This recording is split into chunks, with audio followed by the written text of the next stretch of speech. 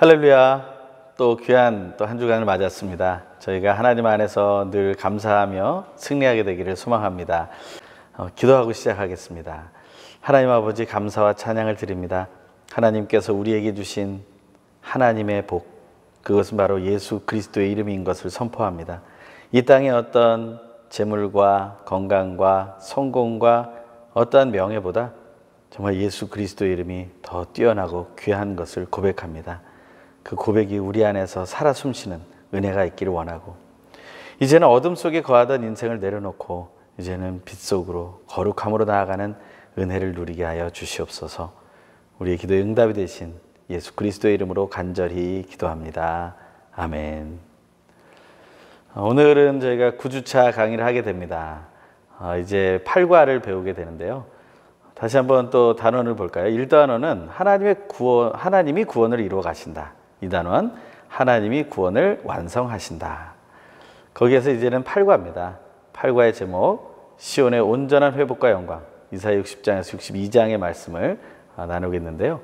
제목을 다시 한번 보죠. 시온의 온전한 회복과 영광.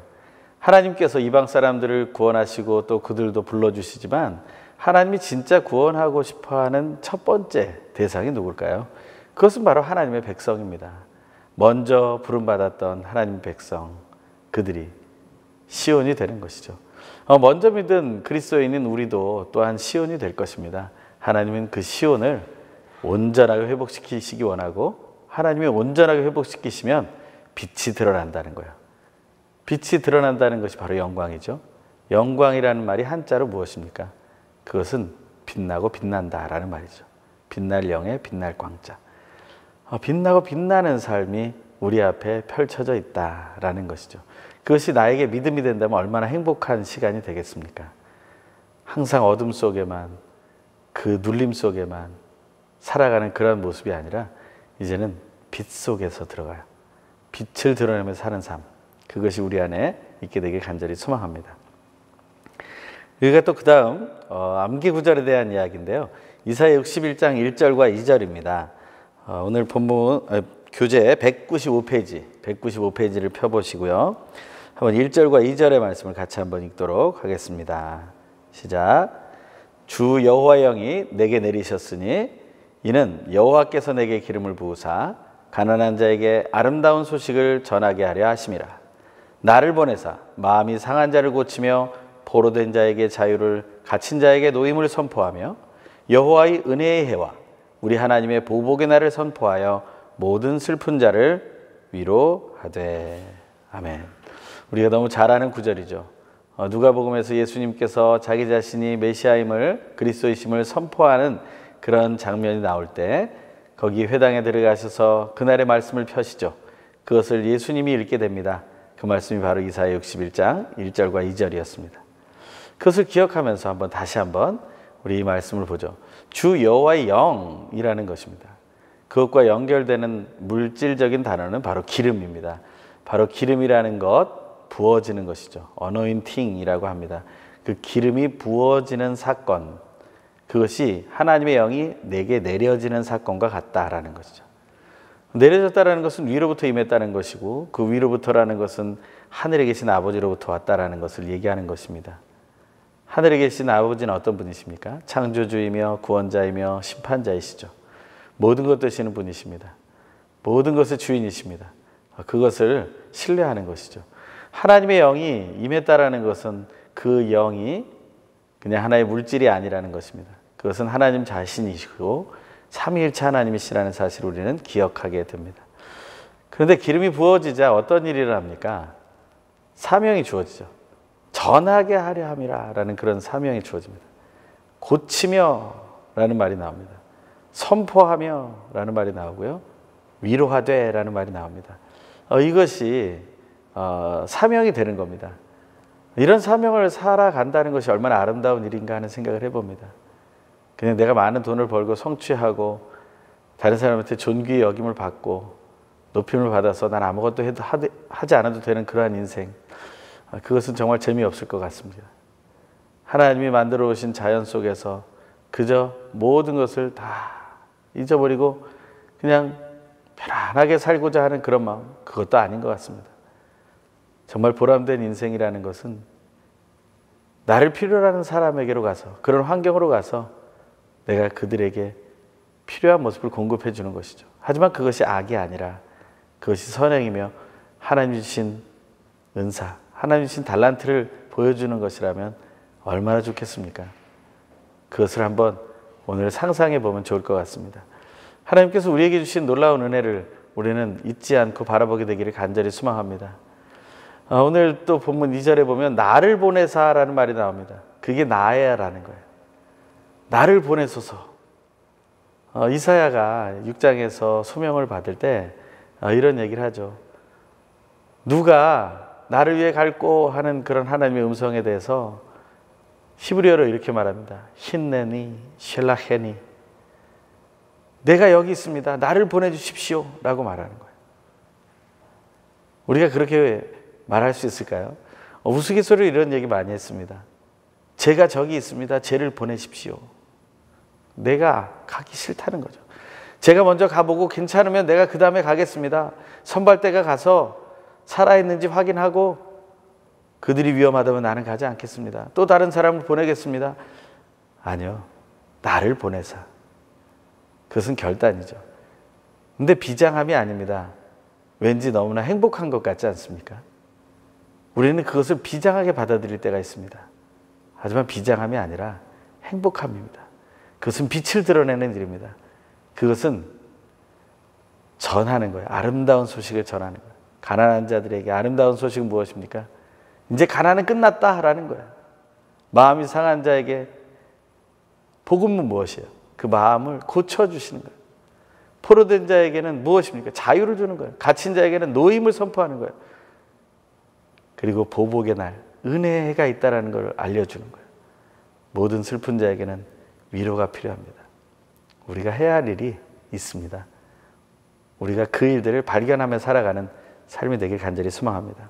시작하면서 우리 또 두 가지 주제를 보게 되는데요. 중간에 종이 나오고 그 종은 이사야와 이스라엘, 그리스도인, 바로 우리들까지 연결이 됩니다. 이 종은 빛이 임합니다. 빛이 임하는데요. 그 빛이 여호와의 영광이 떠오른다고 말하고 있어요. 우리가 잠시 또 후에 살펴보겠지만 그 빛이 종에게 임하면 어떤 일이 납니까? 여호와의 영광이 내 위에 나타나는 거예요.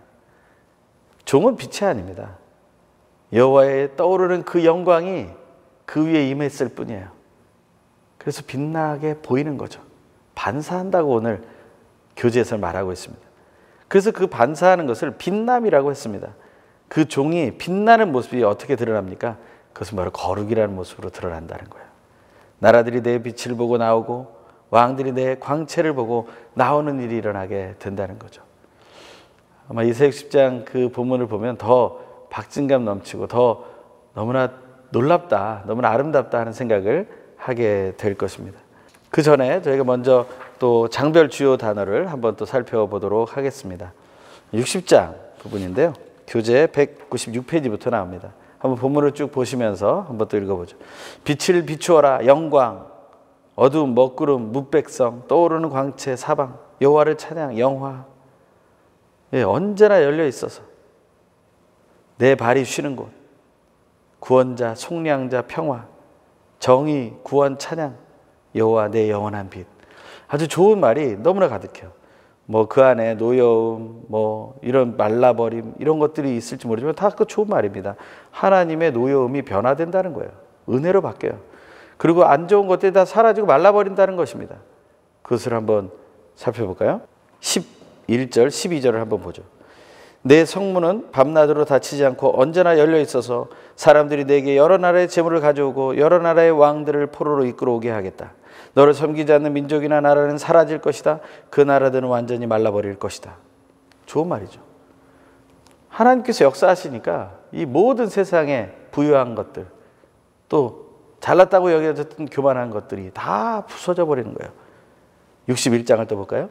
주 여호와의 영, 기름, 좋은 소식, 은혜의 해, 보복의 날, 위로, 시온, 제 대신 화관, 슬픔 대신 기쁨의 기름, 통곡 대신 찬양의 옷.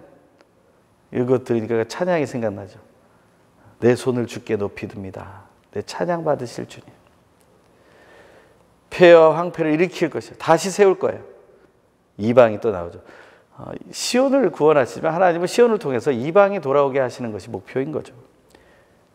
우리 하나님의 일꾼이 나오고요. 이 파수꾼을 얘기하는 겁니다. 영원한 언약을 맺죠. 정의와 찬양을 싹트게 하겠다. 희망적인 메시지가 오늘 나옵니다. 62장 잠잠히 있지 않을 것, 쉬지 않을 것. 누가요? 하나님께서.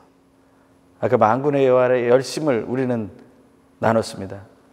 그 만군의 여호와 열심이 잠잠히 있지 않고 쉬지 않아요. 여호와의 손이 어떤 일을 합니까? 그 손에 면류관을, 하나님의 손바닥에 왕관을 누구로 삼는다는 거예요? 바로 시온을 그렇게 삼으시겠다라는 거죠. 그래서 헵시바 뷸라라는 어려운 단어가 나옵니다. 이것은 나중에 저희가 살펴보고요. 결혼에 관한 단어들입니다. 성벽에 파수꾼을 세워요. 쉬지 못하도록 해야 돼요. 누가요? 하나님이 쉬지 못하도록. 하나님이 쉬지 못하도록. 돌아올 길, 너무나 아름다운 말인 것 같아요. 우리가 가는데 돌아올 길이 없다고 생각해 보세요. 얼마나 절망스러운 단어입니까? 하지만 이 돌아올 길이라는 말은 너무나 우리에게 중요한 단어인 것 같습니다. 내 구원자가 오신다. 버릴 수 없는 성읍이다. 제 자신에게 너를 버릴 수가 없구나라고 말한다면 너무 행복할 것 같아요. 사람들은 언제나 버림받을까 봐 하는 두려움 속에 살고 있지 않습니까? 하지만 하나님은 우리를 결코 버리지 않으십니다. 우리는 그 사실을 믿는 거죠. 저희는 또 이번 과에서 또 주요 주제 5가지를 보게 됩니다. 이 5가지 주제 한번 또 읽어볼까요? 60장의 주제는 2가지인데요.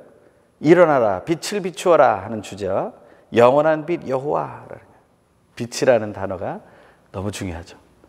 우리는 이 빛이라는 단어를 더 사랑하게 되길 바랍니다. 우리 인생 속에서 어둠을 사랑하는 인생이 아니라 빛을 사랑하는 인생. 요한복음 3장에 보면 이런 말씀이 나오죠. 너희가 빛보다 어둠을 더 사랑한 것이 심판의 이유가 되고 심판의 또한 결과가 될 것이라고요. 아니, 빛보다 어둠을 사랑한 것이 심판의 이유가 되는 것은 맞을지 모르는데 결과라뇨? 그것은요, 이것을 얘기합니다. 빛보다 어둠을 더 사랑하게 되면요, 결국에는 빛으로 못 돌아온다는 거예요. 어둠 속에 빠져서 어둠 속에서 모든 것을 누리려고 한다는 것이죠. 61장의 주제는 여호와 일꾼의 사명입니다. 하나님의 파수꾼으로서의 그 사명은 무엇인가? 62장의 주제는 헵시바와 뷸라, 저희가 또 한번 살펴보게 되겠죠. 그 다음에 파수꾼이 꼭 해야 할 일을 얘기하고 있습니다. 이사야 60장에서 62장까지 5가지 주제를 우리가 살펴보면서 우리는 더 행복해지게 되길 바라고요. 이 사명이 우리를 짓누르지 않게 되길 바랍니다. 그 전에 일단은 그 교재 202페이지에 박스에 나와 있는 이야기를 한번 저희가 읽어보기 원합니다. 한번 잠깐 쉬어가는 시간으로 생각하시고 한번 읽겠습니다. 첫 번째 점입니다. 이전 문맥인 58, 59장에서는 하나님과의 관계 회복을 위해 반드시 해결해야 할 죄악의 문제들을 집중 거론했고, 그에 대한 본질적인 해결은 하나님이 보내시는 구속자를 통해서만 가능함을 예언적으로 강조했다. 정말 죄의 문제가 해결되지 않으면 그 우상숭배, 다른 것, 헛한한 것을 두려워하기 때문에 생겨난 우상숭배잖아요. 내 속에 있는 탐심을 버리지 못하기 때문에 생겨난 우상숭배잖아요. 이런 것들을 해결해야 하나님과의 관계가 회복된다는 것이죠. 그래서 이어지는 60에서 62장에서는 바로 그 하나님이 보내실 구속자, 메시아의 구속사역을 통해 이루어질 시온, 예루살렘의 영광스러운 회복을 예언하고 있다. 역사적 사건을 한번 볼까요? 60에서 62장의 예언은 역사적으로 주전 537년에 일어난 이스라엘의 바벨론 포로 귀환과 예루살렘의 재건을 통해 성취되기 시작한다.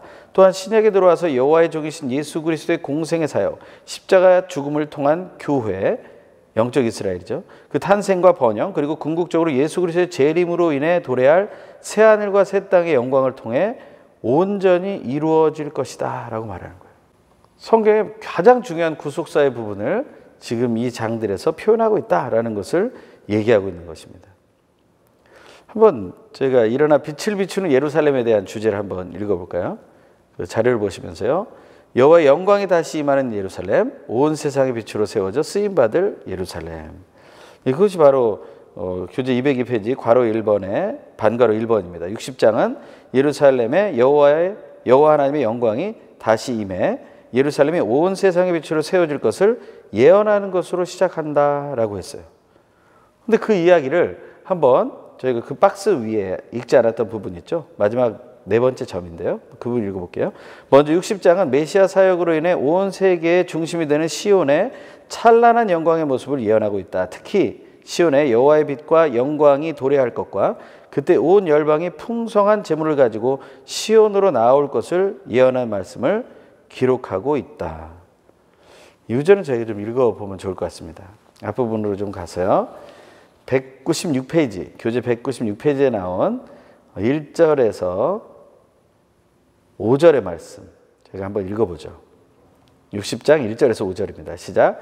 일어나서 빛을 비추어라. 내 빛이 밝아지기 시작했다. 여호와의 영광이 내 위에 떠올랐다. 이제 보아라. 어둠이 땅을 덮고 먹구름이 뭇 백성 위에 있지만 여호와께서 내 위에 떠오르시고 그분의 영광이 내 위에 나타나고 있다.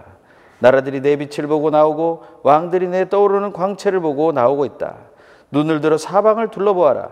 모두 모여서 내게로 오고 있다. 내 아들들이 멀리서 오고 내 딸들이 팔에 안겨오고 있다.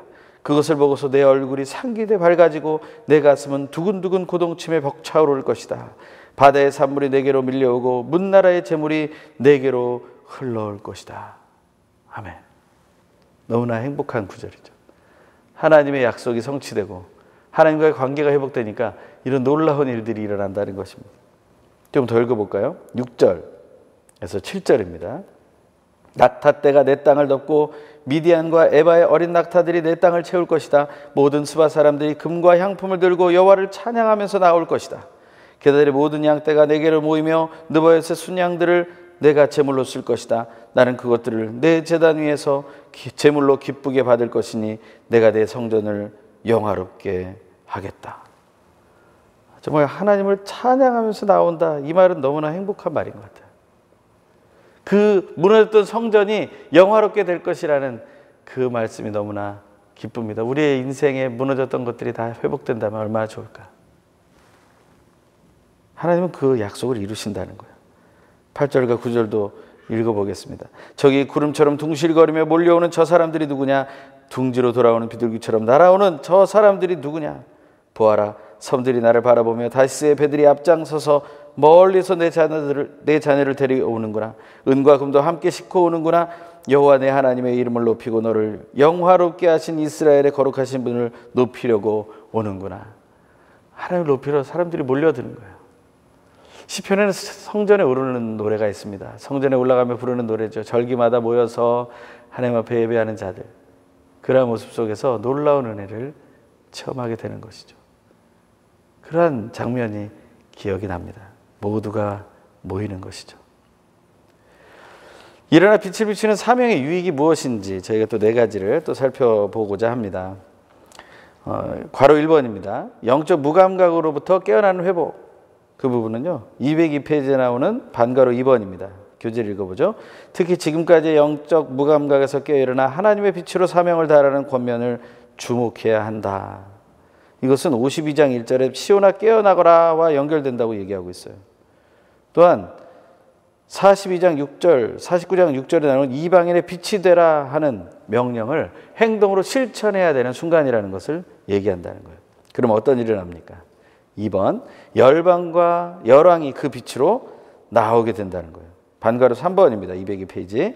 이 명령에 온전히 순종할 때 온 열방과 열왕이 그 빛으로 나오게 될 것을 3절에서 예언하고 있다. 바로 이 예언은 예수 그리스도의 복음이 땅끝까지 전파되고 세계 만민이 교회로 나오게 될 것을, 그리고 예수님의 재림시에 온 열방이 그분 앞에 나와 경배드릴 것을 보여주고 있는 것이다.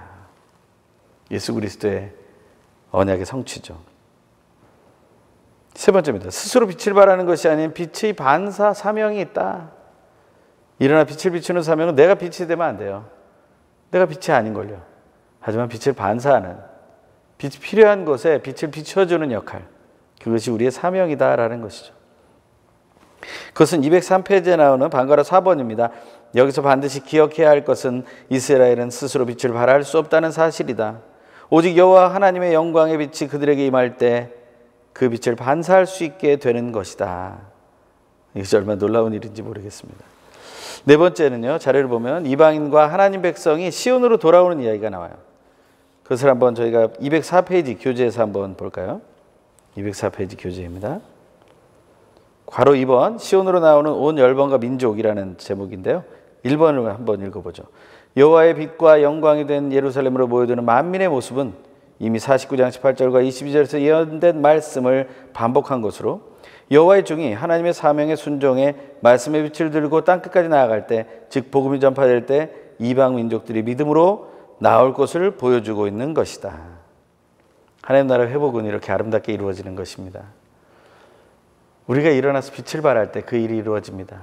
하나님의 빛, 하나님의 영광을 드러낼 때, 그것을 반사하게 될 때, 그러면 우리는 하나님 편으로 돌아서야 합니다.